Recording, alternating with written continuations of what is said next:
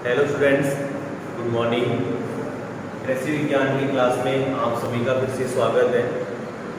कल तक की वीडियो में पहला लेसन स्टार्ट कर दिया था, बट पिछली वीडियो थी उसमें पहला लेसन कर दिया था स्टार्ट। पहले लेसन में अपन ने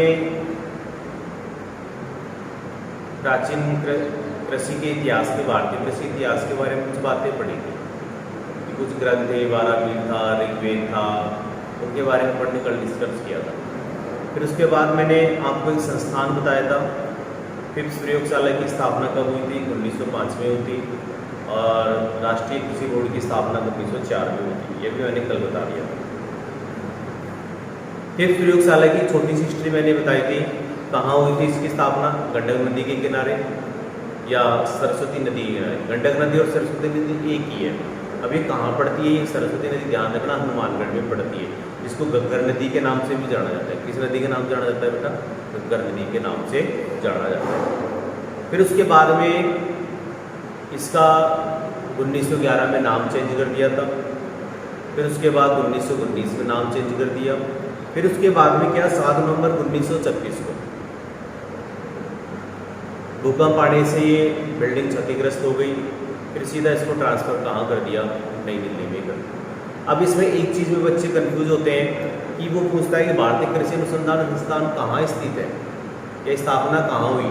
तो ध्यान रखना, पूसा बिहार के अंदर हुई थी। कहाँ हुई थी? पूसा बिहार में। यदि आपसे पूछा जाए कि कहाँ वर्तमान में कहाँ स्थित है, तो आपको क्या करके आना है बेटा? नई दिल्ली करके आना है। फिर उसके बाद में एक संस्थान और पढ़ाया था मैंने, ICAR, भारतीय कृषि अनुसंधान परिषद। उसकी स्थापना कब हुई थी? 1939 में हुई थी। आज एक और बच गया थोड़ा सा हरित क्रांति के बारे में, वो अपन मैं पढ़ा देता हूँ। थोड़ा सा डालो हरित क्रांति, ऐसे हेड डालो हरित क्रांति। अब हरित क्रांति होती क्या है? अकाल पड़ गया था, आपको पता हो तो 1899-1900 में अकाल पड़ गया था। बहुत भारी समस्या आई थी, उत्पादन हमारे पास था नहीं। तो क्या हुआ? 1963 में, पहले 1963 की बात है कि 1963 में बोनी केरू जी, हरित क्रांति का सूत्रपात कौन लाया था? डॉक्टर एनी बोरलॉग लाया था। कौन लाया था? Any Borlaug. वो बात थी बेटा 1963। आपसे पूछे हरित क्रांति का सूत्रपात, हरित क्रांति का सूत्रपात 1963 किसके द्वारा लाया गया था? एनी बोरलॉग के द्वारा। डॉक्टर एनी बोरलॉग के द्वारा, एनी बोरलॉग के द्वारा। ठीक है बेटा। हरित क्रांति का सूत्रपात 1963 में डॉक्टर एनी बोरलॉग के द्वारा लाया गया या दिया गया। पहली बात थी। फिर उसके बाद में क्या हुआ? भारत में हरित क्रांति लाने का श्रेय डॉक्टर MS स्वामीनाथन को। देखो इसमें भारत में हरित क्रांति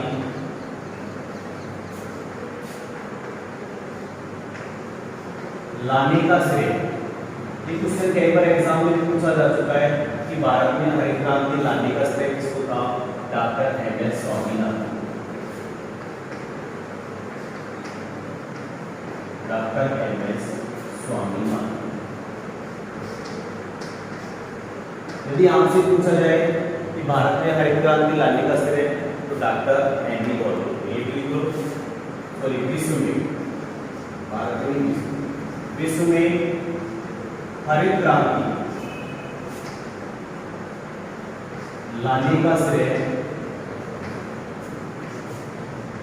ये एग्जाम में क्वेश्चन आएगा कि हरित क्रांति का सूत्रपात किसने दिया था? डॉक्टर एनी बोरलॉग ने दिया था। कब दिया था? 1963 में दिया था। और भारत में हरित क्रांति लाने का श्रेय डॉक्टर MS स्वामीनाथन को है। और विश्व में हरित क्रांति लाने का श्रेय किसको है?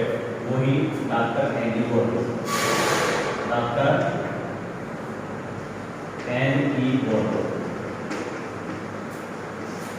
ठीक है बेटा, दोनों चीजें क्लियर। भारत में कौन लाएगा और विश्व में कौन लाएगा, सूत्रपात किसने दिया था, कब दिया था। अब भारत में जो हरित क्रांति आई थी कौन से सन में आई? भारत में हरित क्रांति कब आई बेटा? 1966। भारत में हरित क्रांति कब आई थी? 1966। एक का बेटा हरित क्रांति शब्द किसने दिया था? ध्यान रखना, जो हरित क्रांति शब्द था वो एमएस स्वामीनाथन ने दिया था और सतत हरित क्रांति दिया था विलियम स्कॉट ने।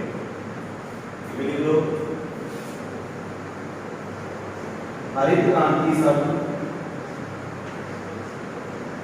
क्रांति शब्द किसने दिया था? एमएस स्वामीनाथन ने दिया था। एमएस स्वामीनाथन। हरित क्रांति शब्द किसने दिया था?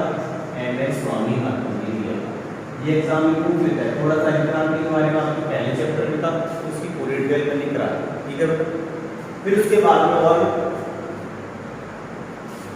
भारत में हरित क्रांति शब्द किसने दिया था? एमएस स्वामीनाथन।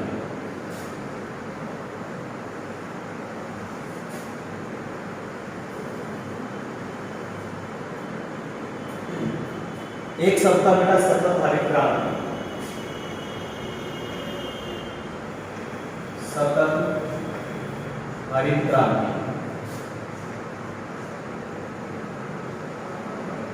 इस सतत हरित क्रांति का ये दिया था बेटा विलियम स्कॉट ने। सतत हरित क्रांति शब्द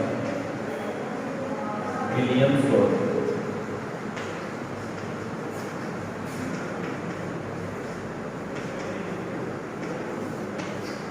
ठीक है बेटा, यही समस्या, यानी सतत हरित क्रांति शब्द किसने दिया था? विलियम स्कॉट ने दिया था। हरित क्रांति शब्द एमएस स्वामीनाथन ने दिया था। भारत में हरित क्रांति कब आई? 1966 में। इसमें हरित क्रांति लाने का श्रेय किसको था? डॉक्टर नॉर्मन बोरलॉग को था। अब बात आती है कि हरित क्रांति सबसे पहले कौन कौन सी फसलों में? ध्यान रखना, हरित क्रांति गेहूं व चावल की फसल में आई।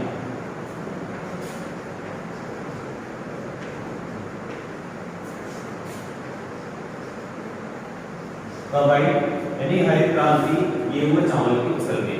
अब गेहूं का जो मॉनिजीन का जिम्मेदार जीन है वो नॉरिनटेन था। चावल की बात करें तो चावल की बात, गेहूं में तो क्या था बेटा? नॉरिनटेन था। अब इन दोनों की वजह से हरित क्रांति आई और कुछ वेराइटियां हैं जिनके द्वारा हरित क्रांति आई थी, जैसे सोनारा 63, सोनारा 64, लरमा 2000, इनकी वजह से हरित क्रांति आई थी। ध्यान रखना इसमें। ये बस छोटी सी कहानी थी जो मैंने आपको बता दी हरित क्रांति के बारे में। सबसे पहले क्या बताई? हरित क्रांति का सूत्रपात कब आया? 1963 में। हरित क्रांति का सूत्रपात किसने दिया बेटा? डॉक्टर एनी बोरलॉग में। भारत में हरित क्रांति लाने का श्रेय एमएस स्वामीनाथन को। विश्व में हरित क्रांति लाने का श्रेय एनी बोरलॉग को। और भारत में हरित क्रांति कब आई? 66-67 में आई। और उसके बाद में कौन कौन सी फसलों में आई? गेहूं और चावल की आई। हरित क्रांति शब्द किसने दिया? एमएस स्वामीनाथन ने दिया। सतत हरित क्रांति शब्द किसने दिया? विलियम स्कॉट ने दिया। ये है हरित क्रांति की थोड़ी सी बातें जो मैंने आपको। अब पढ़ेंगे बेटा कृषि विज्ञान की विभिन्न शाखाएं, ब्रांचेज, यानी कृषि विज्ञान की कौन कौन सी शाखाएं चलती हैं।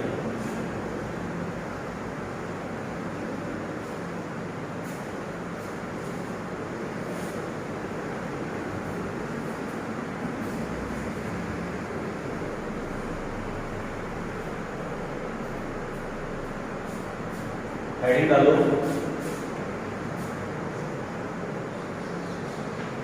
कृषि विज्ञान की विभिन्न शाखाएं। इन शाखाओं से हमेशा क्वेश्चन पूछे जाते हैं, इसमें जेईई में ध्यान रखना, बड़े ध्यान से पढ़ना है। एक ही शाखा बड़े अच्छे तरीके से पढ़ेंगे तब। सबसे पहले पढ़ेंगे अपन एग्रोनॉमी, पहली ब्रांच एग्रोनॉमी। हिंदी में बोलते हैं बेटा इसको सस्य विज्ञान। क्या बोलते हैं? सस्य विज्ञान। मैंने जो पहला वीडियो दिया था उसमें भी एग्रोनॉमी के बारे में बताया था। जो एग्रोनॉमी होता है दो शब्दों से मिलकर बना होता है, एग्रो प्लस नॉम। एग्रो का मतलब होता है बेटा उगाना और नॉम्स का मतलब होता है प्रबंध करना।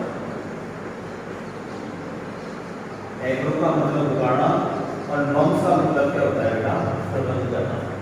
अब उगाएंगे क्या, प्रबंध क्या करेंगे बेटा, इसमें अपन डेफिनेशन पढ़ेंगे यानी डेफिनेशन पढ़ाएंगे।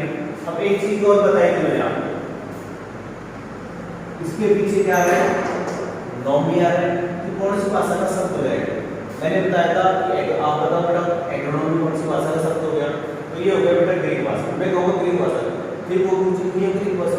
एक चीज का ध्यान रखना बताओ, जिस वर्ड के पीछे नॉमी या लोची आ जाता है बेटा वो सारे वर्ड कौन सी भाषा के होंगे, ग्रीक भाषा। तो पहला पॉइंट लिखेंगे यह ग्रीक भाषा का शब्द है।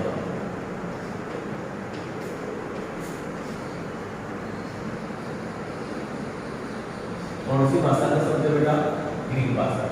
अब डेफिनेशन, एग्रो का मतलब उगाना, नॉम्स का मतलब प्रबंध करना। अब उगाएंगे क्या बेटा, एग्रो के अंदर क्या उगाएंगे, फसल उगाएंगे। नॉम्स किसका करेंगे, प्रबंध किसका करेंगे, मृदा का प्रबंध करेंगे, है भाई। डेफिनेशन पढ़ेगी मृदा का उचित प्रकार से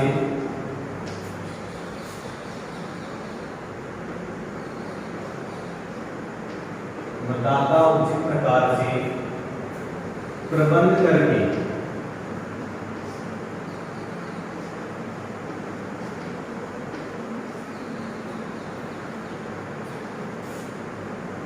फसलों को उगाना ही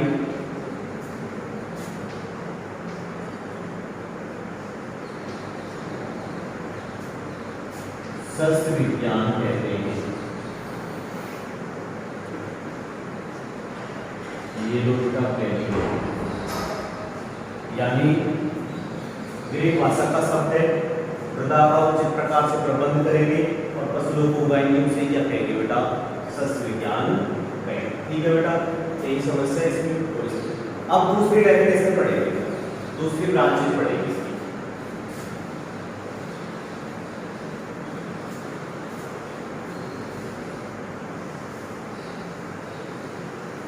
दूसरी ब्रांच क्या होगी इसकी, हॉर्टिकल्चर।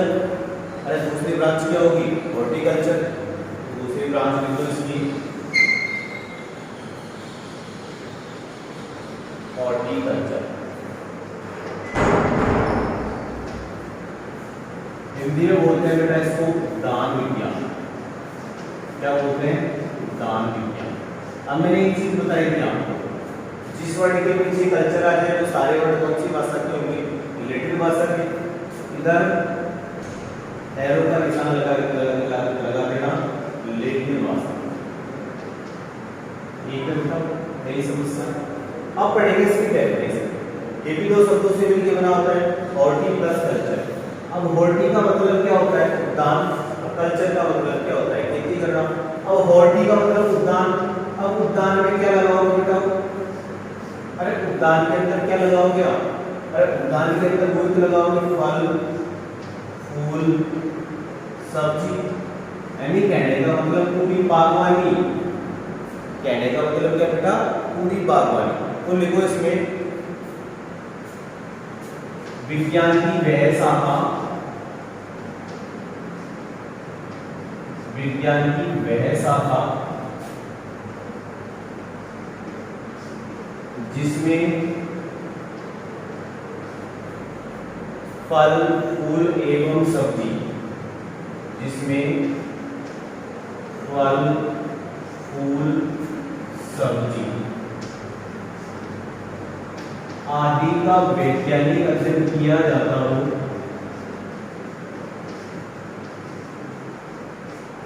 आदि का वैज्ञानिक अध्ययन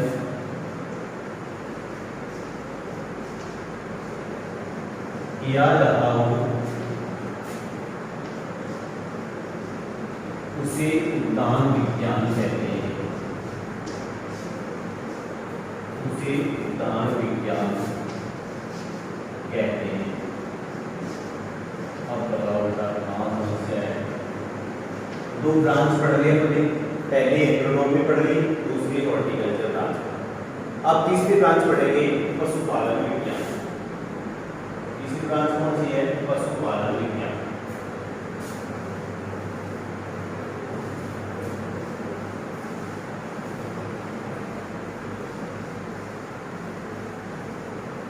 नाम से पता चल रहा है विज्ञान की वह शाखा जिसमें पशुओं का वैज्ञानिक अध्ययन किया जाता हो, उसे क्या कहते हैं?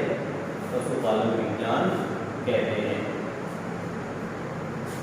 तीसरा डालो, तीसरी ब्रांच है पशुपालन विज्ञान।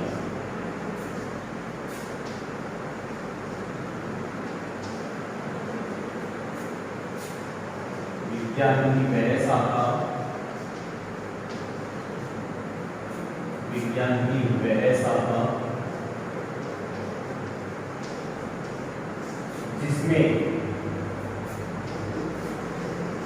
जिसमें पशुओं का वैज्ञानिक अध्ययन किया जाता है, पशुओं का वैज्ञानिक अध्ययन किया जाता है,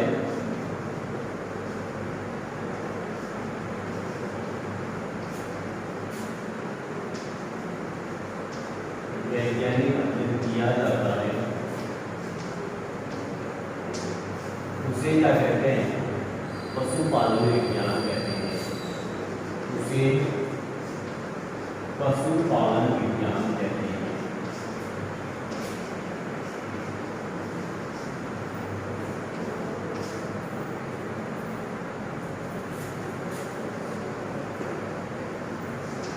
ठीक है बेटा, यानी विज्ञान की वह शाखा जिसके अंदर पशुओं का अध्ययन किया जाता है, पशुपालन विज्ञान। तीसरी शाखा पढ़ेगा बेटा एपीकल्चर।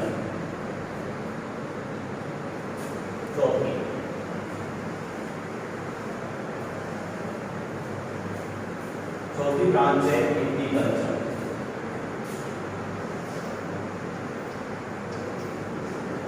एपीकल्चर।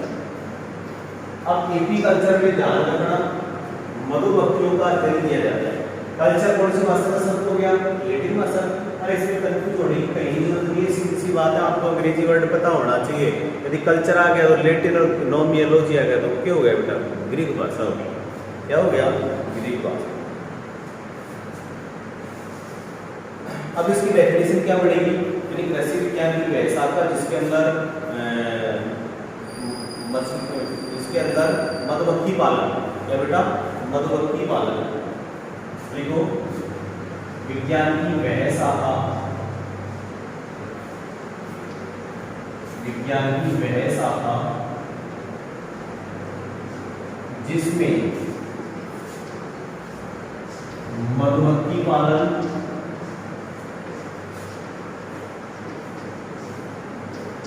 एवं शहद उत्पादन, मधुमक्खी पालन एवं शहद उत्पादन, मधुमक्खी पालन एवं शहद उत्पादन का वैज्ञानिक अध्ययन किया जाता है,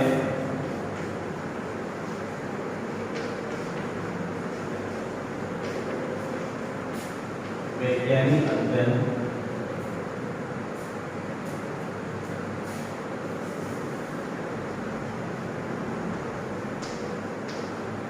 वैज्ञानिक अध्ययन किया जाता है, उसे क्या कहते हैं बेटा? एपीकल्चर। से एपीकल्चर है मधुमक्खी पालन कहते हैं, उसे एपीकल्चर कहते हैं।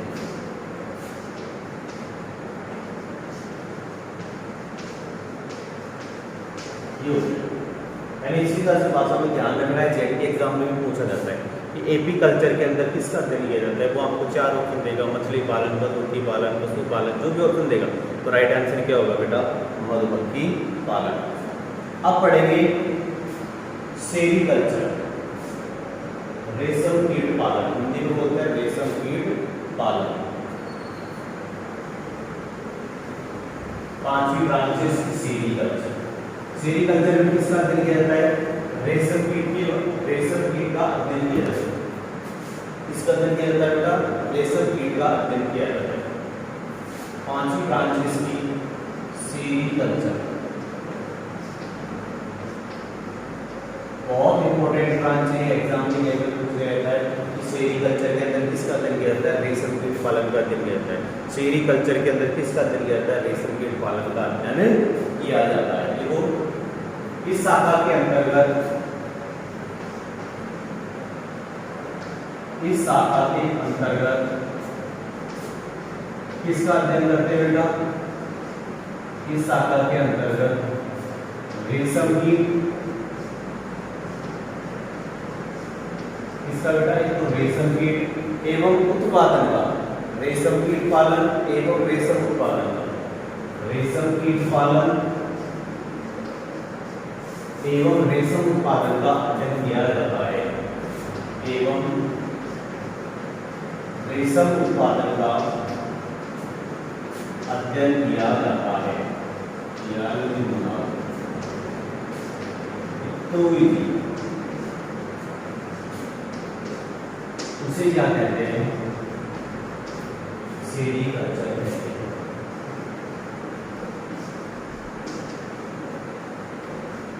उसे क्या कहते हैं बेटा? सेरीकल्चर कहते हैं।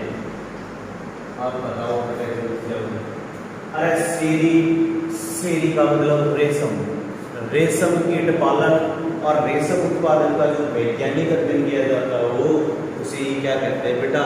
सेरीकल्चर कहते हैं। उसे क्या कहते हैं? सेरीकल्चर कहते हैं। क्या कहते हैं बेटा? वो सेरीकल्चर कहते हैं। अब ये ब्रांचेस पढ़ेंगे हम। लेक कल्चर, कौन सी ब्रांच? लेक का मतलब क्या होता है? लाभ। लेक का मतलब क्या होता है? लाभ, यानी विज्ञान की वह शाखा जिसके अंतर्गत लाभ के कीटों का या लाभ उत्पादन के संबंधित अध्ययन किया जाता है, उसे लेक कल्चर कहते हैं। सीधी सी भाषा में आपको ये याद रखना है, एग्जाम में ये पूछेगा कि लेक कल्चर के अंदर किसका अध्ययन किया जाता है? लाभ के कीटों का अध्ययन किया जाता है। लेक कल्चर के अंदर किसका अध्ययन है? लाभ के। सेरीकल्चर में रेशम कीट का अध्ययन किया जाता है। ऐसे याद रखना। एपीकल्चर में मधुमक्खी पालन का अध्ययन, फिश कल्चर में मछलियों का अध्ययन किया जाता है। ऐसे याद रखना है बेटा।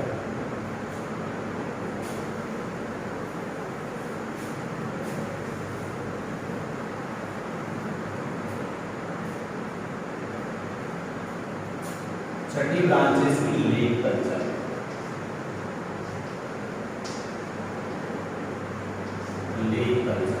लेक कल्चर में किसका अध्ययन किया जाता है? लाभ के कीड़ों का अध्ययन किया जाता है। लिख लो, विज्ञान की वह शाखा, विज्ञान की वह शाखा जिसमें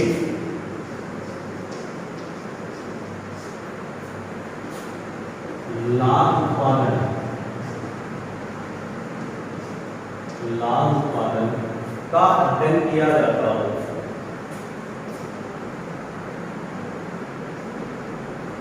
अध्ययन किया जाता हो, उसे क्या कहते हैं बेटा? लेक कल्चर कहते हैं। क्या कहते हैं? लेक कल्चर कहते हैं। हिंदी में लिखाने से फायदा नहीं है बेटा। आप कह रहे हो, सोच रहे हो कि हिंदी में क्यों नहीं लिखा रहे? अरे हिंदी में इसलिए नहीं लिखा रहा, लेक कल्चर को लाभ उत्पादन ऐसे ध्यान रखना। लेकिन एग्जाम में यही पूछा जाएगा आपसे कि लेक कल्चर के अंदर किसका अध्ययन किया जाता है। वो ऐसे थोड़ी देगा लाभ उत्पादन में किसका अध्ययन किया जाता है, तो आप सीधे से लिख दो लाभ का उत्पादन किया जाता है और किए, ऐसे लिखोगे आप। लेकिन आपसे एग्जाम में वैसे नहीं पूछेगा, आपसे ये पूछेगा कि लेक कल्चर के अंदर किसका अध्ययन किया जाता है, तो आपको ये कहना है कि लाभ उत्पादन का क्या किया जाता है, इसमें अध्ययन किया जाता है। अब पढ़ेंगे बेटा वन विज्ञान। अगला पढ़ेंगे वन विज्ञान।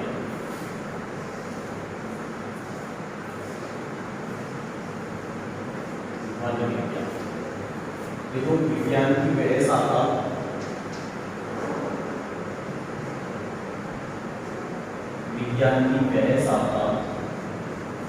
जिसमें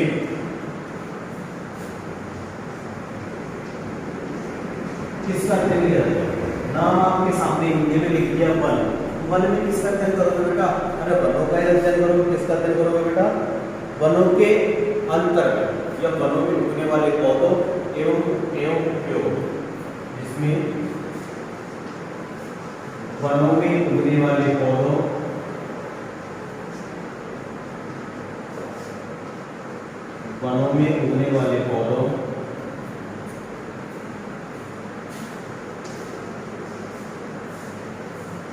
एवं उनके उपयोग का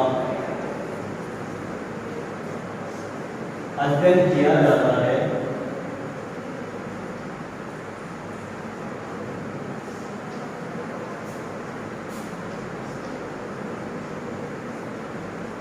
उसे क्या कहते हैं बेटा? वन विज्ञान।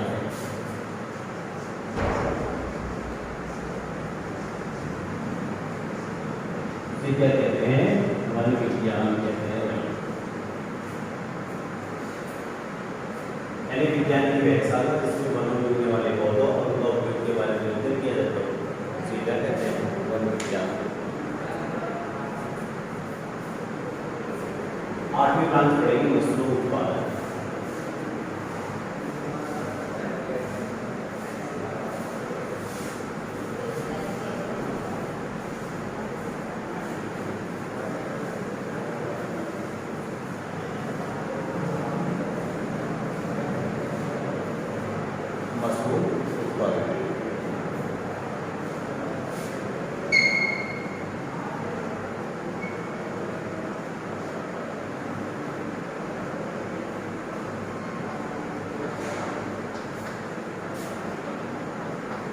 सीधा सा नाम विज्ञान की व्यवस्था का इसके अंदर मशरूम उत्पादन का अध्ययन किया जाता है। वह शाखा जिसके अंतर्गत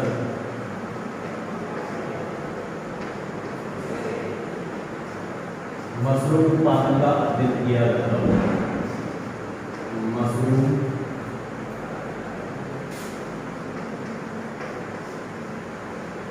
उत्पादन का अध्ययन किया जाता है।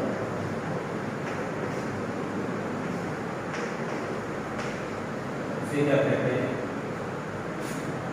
मशरूम उत्पादन।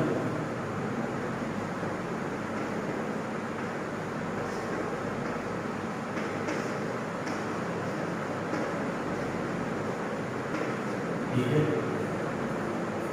फिर उसके बाद में पढ़ेंगे मुर्गी पालन।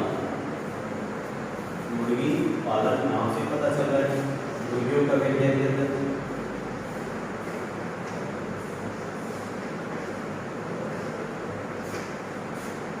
वह शाखा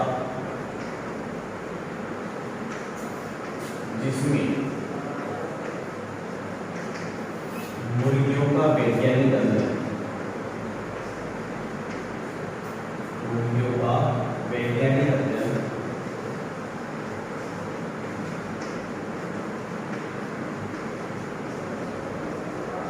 किया जाता है।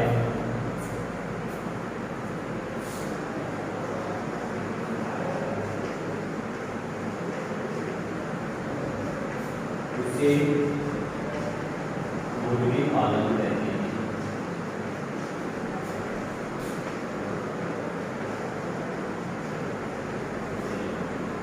यानी वह शाखा जिसमें मुर्गियों का वैज्ञानिक अध्ययन किया जाता हो उसे मुर्गी पालन कहते हैं। अब पढ़ेंगे एंटोमोलॉजी। क्या पढ़ेंगे? एंटोमोलॉजी।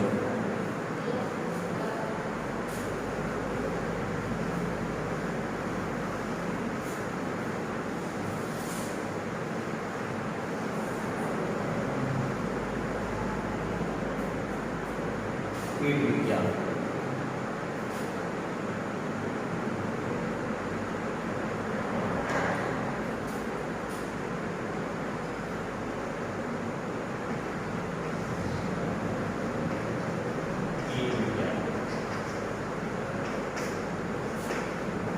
विज्ञान की वह शाखा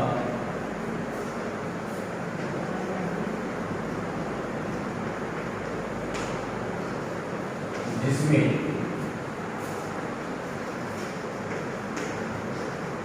फसलों में लगने वाले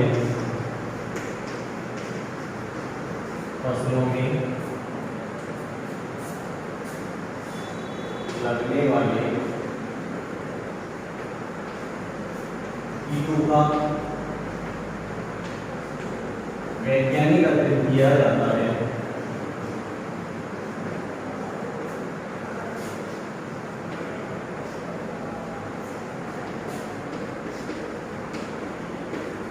उसे क्या कहते हैं? एंटोमोलॉजी या कीट विज्ञान।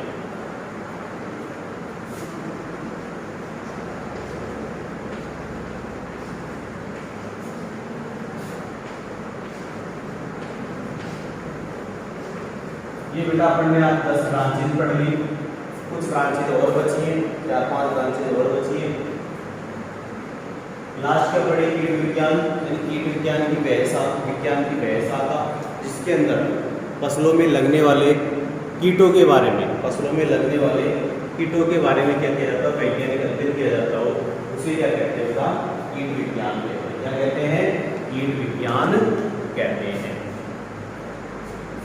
आज अपन ने क्या पढ़ा? सबसे पहले अपन ने पढ़ा था हरित क्रांति के बारे में। हरित क्रांति किसे कहते हैं? अरे हरित क्रांति क्या कारण है?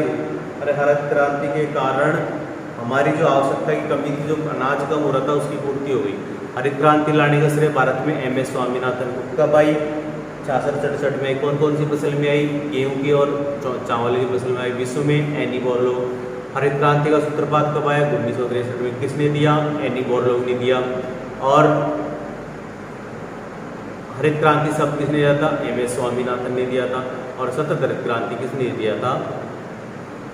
विलियम्स गॉड ने दिया। फिर उसके बाद अपन ने कुछ ब्रांचेज पढ़ी, agronomy, horticulture, animal husbandry, sericulture, lane culture, entomology, fish culture, 10 branches अपन ने पढ़ी। बची कुछ ब्रांचेज अपन एक चीज़ का ध्यान रखना बेटा, इसमें आपको नई कॉपी के अंदर साफ राइटिंग में अच्छी तरीके से नोट्स बनाने की। ये हमारा पहला चैप्टर चल रहा है, इन्हीं आप इसको उतार रहे हो, साथ के साथ याद रखते जाओ। यदि आपको कहीं पे भी कुछ भी समस्या आती है, आप मुझे फ़ोन करिए, मैं आपकी समस्या का सोल्व करूँ। ठीक है बेटा, आज की वीडियो में इतना ही पढ़ेंगे। धन्यवाद।